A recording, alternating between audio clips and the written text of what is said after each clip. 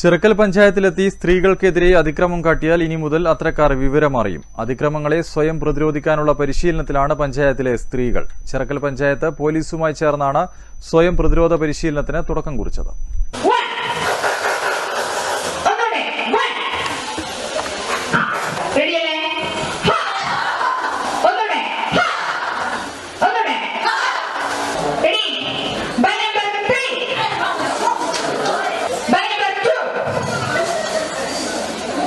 No sound करना है.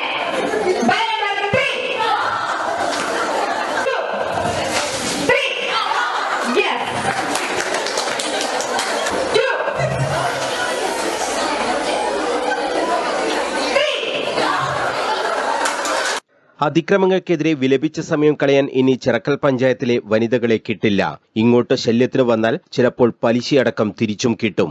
ബസ്സുകളിൽ മറ്റു പൊതു ഇടങ്ങളിൽ തനിച്ചു പോകുമ്പോൾ അങ്ങനെ ഏത് സാഹചര്യത്തിൽ അതിക്രമങ്ങൾ ഉണ്ടായാലും പ്രതിരോധിക്കാനുള്ള കരുത്താണ് ചിറക്കൽ പഞ്ചായത്തിലെ സ്ത്രീകൾ നേടുന്നത്.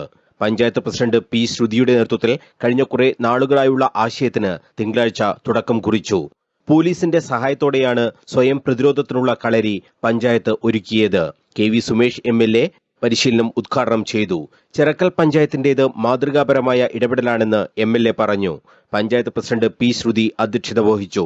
Vice president P Anilkumar, N Sasheendran, TK Moly, K Vatsala, K Surija, Kasthuri Latha, TM Surendran, KP Sajida, panchayat secretary Ratheesh Kumar തുടങ്ങിയവർ സംസാരിച്ചു. കണ്ണപുരം സ്റ്റേഷനിലെ CPO Sereena, Valapattanam CPO Mahitha, town സ്റ്റേഷനിലെ ഷംസീറ, തലശ്ശേരി കോസ്റ്റൽ പോലീസ് സ്റ്റേഷനിലെ സൗമ്യ എന്നിവരാണ് പരിശീലനം നൽകിയത്. പഞ്ചായത്തിലെ മുഴുവൻ വാർഡുകളിലും പരിശീലനം ഒരുക്കാനാണ് തീരുമാനമെന്ന് പഞ്ചായത്ത് പ്രസിഡന്റ് പി ശ്രുതി പറഞ്ഞു. News bureau, Kannur.